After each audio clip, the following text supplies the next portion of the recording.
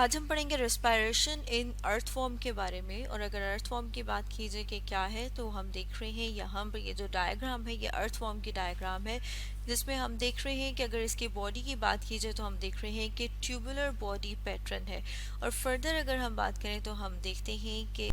जिसमें different functions perform करने के लिए ऑर्गन्स और सिस्टम्स मौजूद है। लेकिन जब हम रेस्पिरेशन की बात करते हैं कि, और पहले ये देख लेते हैं कि रेस्पिरेशन है क्या, तो हम देखते हैं exchange of gases. Exchange of gases में बात करें फर्दर, हम देखेंगे कौन सी गैसेस का एक्सचेंज होता है। तो उसमें हम देखते हैं ऑक्सीजन और कार्बन डाइऑक्साइड, जिसमें हम देखते हैं ऑक्सीजन का इनटेक होगा और कार्बन डाइऑक्साइड को बॉडी से बाहर भेजा जाता है, मतलब ये कि एक्सेल किया जाता है। लेकिन अगर हम रेस्पिरेशन की बात करें तो हम देखते हैं कि रेस्पिरेशन के लिए कोई स्पेशलाइज्ड ऑर्गन मौजूद नहीं है, मतलब ये कि कोई ख़ास किस्म का ऑर्गन जो है वो गैस एक्सचेंज के लिए यहाँ पर मौजूद नहीं है। तो अगर हम ये देखें कि फिर जो अर्थ फॉर्म है वो किस तरह से रेस्पायर करता है, कौन सी वाली सरफेस है या कौन सा वाला अपनी बॉडी का हिस्सा है जिसको वो यूज़ करता है रेस्पिरेशन के लिए, तो उसमें हम देखते हैं कि अर्थ फॉर्म जो है वो अपनी स्किन को यूज़ करता है। मतलब ये कि हम कह सकते हैं कि वो रेस्पायर करता है अपनी स्किन के ज़रिए से, क्योंकि जो उसकी स्किन है वो मॉइस्ट होती है, मतलब ये कि उसके ऊपर नमी मौजूद होती है,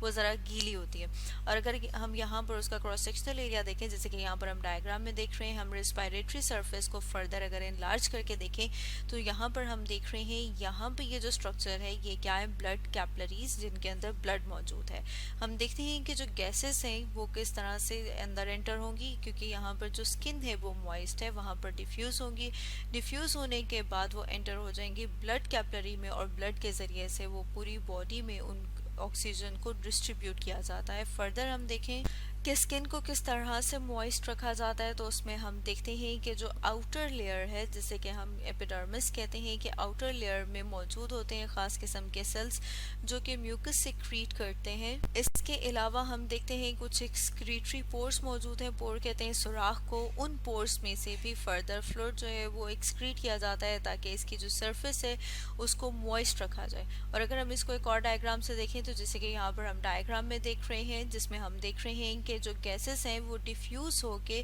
स्किन के ज़रिए से फर्दर एंटर होती हैं ब्लड में। और अगर डिफ्यूजन की बात की जाए तो डिफ्यूजन जिसमें हम कहते हैं कि जो गैसेस हैं, या फिर हम यहाँ पर देख रहे हैं ऑक्सीजन और कार्बन डाइऑक्साइड, कि वो किस तरफ को मूव करेंगी जहाँ पर उनकी कंसंट्रेशन मिकदार कम है। तो हम देख रहे हैं कि बाहर का जो इन्वायरमेंट होगा वहाँ पर ऑक्सीजन की कंसंट्रेशन, मतलब ये कि जो ऑक्सीजन की मिकदार है वो ज़्यादा होगी, तो वो वहाँ से मूव कर जाएगी सेल्स के अंदर। और फिर वहाँ से हम देखते हैं क्योंकि ब्लड में ऑक्सीजन की मिकदार कम होगी तो वो इन सेल्स के अंदर जो मौजूद फ्लूइड है अब उसके अंदर वो मिक्स हो गई है, हम कह रहे हैं कि वहाँ पर वो डिफ्यूज़ हो गई है, तो वो डिफ्यूज़ होके फर्दर आगे आ जाएगी इन ब्लड कैपलरीज में। इसी तरह से हम देखते हैं कि जो ब्लड कैपलरीज हैं उनके अंदर कार्बन डाइऑक्साइड की कंसंट्रेशन, मतलब ये कि मिकदार ज़्यादा है, वो वहाँ से आएंगे इस वाले फ्लूइड में, यहाँ पर जो सेल्स में मौजूद है फ्लूइड, और फिर फर्दर वहाँ से बॉडी से बाहर उन्हें एक्सक्रीट कर दिया जाता है। जैसे कि हम बात कर रहे थे कि जो स्किन है उसको मॉइस्ट रखा जाता है, उसके लिए यहाँ पर हम देख रहे हैं कि स्पेशल किस्म के सेल्स मौजूद हैं जिन्हें कि गॉबलेट सेल्स कहा जाता है।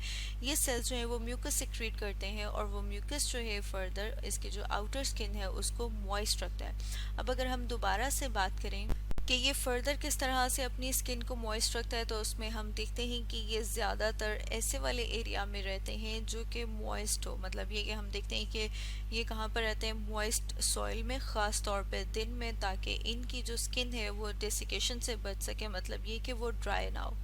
अब अगर हम फर्दर देखें कि ऑक्सीजन जो है वो किस तरह से बॉडी के सेल्स तक पहुंचाई जाती है, तो उसमें हम देखते हैं कि जो ऑक्सीजन है वो ब्लड में मौजूद ख़ास किस्म के सेल्स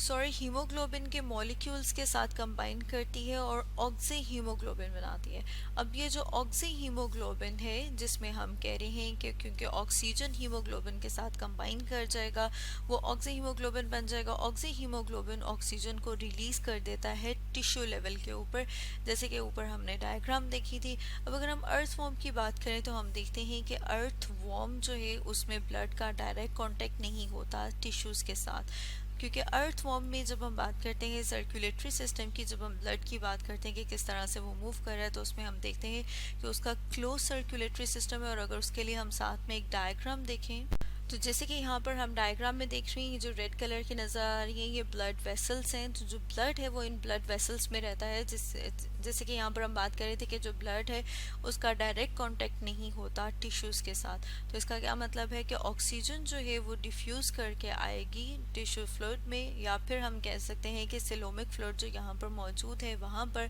जैसे कि हमने ऊपर बात की थी कि ऑक्सीजन जो है वो क्योंकि बाहर उसकी कंसंट्रेशन ज़्यादा है तो वो बाहर से मूव करके आती है स्किन के ज़रिए से टिश्यूज़ में, वहाँ पर वो डिफ्यूज़ होती है टिश्यू फ्लूइड में और फिर फर्दर वहाँ से मूव करती है ब्लड में। इसी तरह से अगर हम बात करते हैं कार्बन डाइऑक्साइड की, तो हम देखते हैं कि जो कार्बन डाइऑक्साइड है उसकी कंसंट्रेशन, उसकी जो मिकदार है वो, क्योंकि यहाँ पर अब हमने देखा कि टिश्यू से वो डिफ्यूज़ होके फर्दर कहाँ पर आ गया था, ब्लड वेसल्स में, ब्लड वेसल से फर्दर वो बाहर आएगा। और इसी तरह से हम देखते हैं कि अगर कार्बन डाइऑक्साइड के रिमूवल की बात की जाए कि वो किस तरह से रिमूव होगा बॉडी से, वो टिश्यू से आएगा ब्लड में, एंड फिर हम देखते हैं ब्लड में क्या मौजूद है, प्लाज्मा, और फिर वहाँ से वो पहुँचेगा स्किन तक, और फिर स्किन से बाहर हम देखते हैं क्योंकि उसकी कंसंट्रेशन, उसकी मिकदार जो है वो अंदर ज़्यादा है तो उसको एक्सेल कर दिया जाएगा, मतलब ये कि हम कह रहे हैं कि उसको रिमूव कर दिया जाएगा, एक्सक्रीट कर दिया जाएगा बॉडी से बाहर।